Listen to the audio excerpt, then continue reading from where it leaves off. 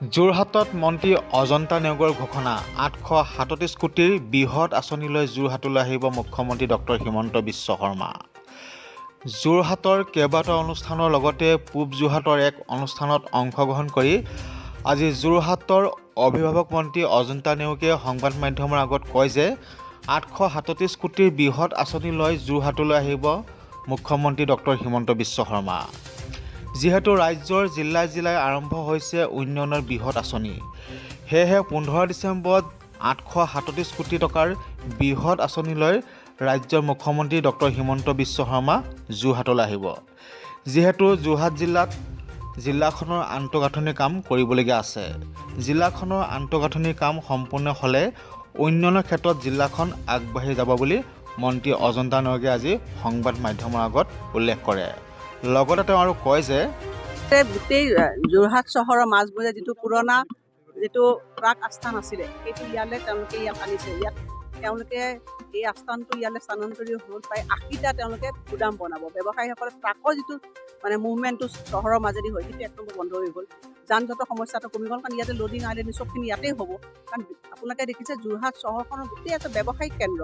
তাত আমি দেখিছোঁ বাহিৰৰ পৰা যিবিলাক ট্ৰাক আহে, তেওঁলোকে বস্তুবিলাক চব তাতে আনলোড কৰে। এটা সাংঘাতিক ধৰণৰ যান জঁটৰ সমস্যা হয়। এতিয়া ইয়াত যিহেতু ইয়ালে ব্যৱসায়ীসকলে নিজৰ ব্যৱসায়িক গুদামবিলাক, মই সুধিছিলোঁ বহুতে যিসকল ব্যৱসায়িকবিলাকে তেওঁলোকে যোৰহাটৰ টাউনত তেওঁলোকে ব্যৱসায় কৰে, গাড়ীবিলাক তেওঁলোকে লৈ যায়। ইয়াতেই যেতিয়া বস্তুবিলাক ষ্ট'ৰ হৈ থাকিব, তেতিয়া টাউনৰ মাজলৈ যাবলৈ যিটো ট্ৰাকবিলাকৰ যান জঁট, সেই যান জঁটটো কমি যাব। এটা সেইখিনি ট্ৰাকখিনি যদি আমি যোৰহাটৰ টাউনখনত কমাব পাৰোঁ, যথেষ্টখিনি যান জঁট কমি যাব। গতিকে আমাৰ সঁচাকৈ এটা আজি যিটো আমি পদক্ষেপ যোৰহাটৰ কাৰণে হৈছে, ইয়াৰ লগতে সংযুক্ত হ'ব 837 কোটি টকাৰ এটা বহুদিনীয়া আচলতে যোৰহাট জিলাখনৰ যিখিনি প্ৰয়োজনীয় আন্তঃগাঁথনি আছিল, এইখিনি দিয়াৰ পিছত পূৰণ হ'ব। আৰু লগতে হয়তো মুখ্যমন্ত্ৰী ডাঙৰীয়াই আৰু যথেষ্টখিনি ভাল বতৰা কঢ়িয়াই আনিব। গতিকে মই নিশ্চিত যে যোৰহাট জিলাখনে প্ৰাসংগিকতা ইয়াৰ যথেষ্টখিনি আছে যোৰহাট জিলাৰ, আৰু এই আন্তঃগাঁথনিখিনি সম্পূৰ্ণ হ'লে যোৰহাট জিলাখনে উন্নয়নৰ ক্ষেত্ৰত তেওঁলোকে আগবাঢ়ি যাব পাৰে, যথেষ্টখিনি তেওঁলোকে হ'ব। হয়, কবিতা ইয়াত মই ক'লো ইণ্টিগ্ৰেটেড ডেপুটি কমিশ্যনাৰ বিল্ডিং, যাত সৰু সৰু আমাৰ অফিচবিলাক যথেষ্ট সিঁচৰিত হৈ আছিল, একত্ৰীকৰণ হ'ব। নম্বৰ 1, ষ্টেডিয়ামখন আমাৰ যথেষ্টখিনি উন্নত মানদণ্ডৰ ষ্টেডিয়াম হ'ব। ইয়াত হোলোঙাপাৰত লাচিত বৰফুকনৰ মৈদাম সংৰক্ষণৰ এটা বৃহৎ প্ৰজেক্ট হ'ব। ইয়াত আমাৰ যিখন জেইল আছে, তাত জেইলৰ বৃহৎ প্ৰজেক্ট হ'ব। ইয়াত তিতাবৰত চেৰিকালচাৰ কলেজ, সেইখন আমাৰ কালি পৰহি তাৰ অনুমোদন হৈছে। ষ্টেডিয়ামটো হ'ব।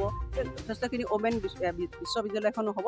আৰু যথেষ্টখিনি পৰিকল্পনা আছে। পাৱাৰ ডিপাৰ্টমেণ্ট, সৰু তিতাবৰত মিনি ষ্টেডিয়াম হ'ব। গোটেই জিলাখনকে সামৰি যথেষ্টখিনি আন্তঃগাঁথনি প্ৰজেক্ট ইয়াত লোৱা হৈছে, প্ৰকল্প লিয়া হৈছে। কেবিনেট বহিব, উন্নয়নৰ কথাই ক'ব। ইমানখিনি উন্নয়ন আনিছে, হয়তো আৰু উন্নয়ন হ'ব।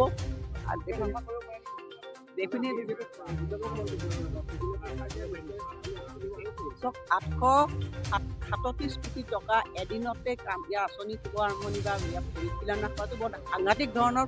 72 বছৰ এই দিনটো প্ৰথম। গতিকে আপোনালোকে মুখ্যমন্ত্ৰী ডাঙৰীয়াই ইমানখিনি সদিচ্ছা দেখুৱাইছে, গতিকে আমি সদিচ্ছা সমানে দেখুৱাব লাগিব। মই সেইটো কথাকে কৈছোঁ যে যোৰহাট বাকীখিনি সম্পূৰ্ণ তেওঁলোকৰ সদিচ্ছা লাগিব। তেওঁলোকৰ আমি যাতে এই সদিচ্ছাটো আমি জনসাধাৰণৰ লগত থাকিলে, মই ভাবোঁ যোৰহাট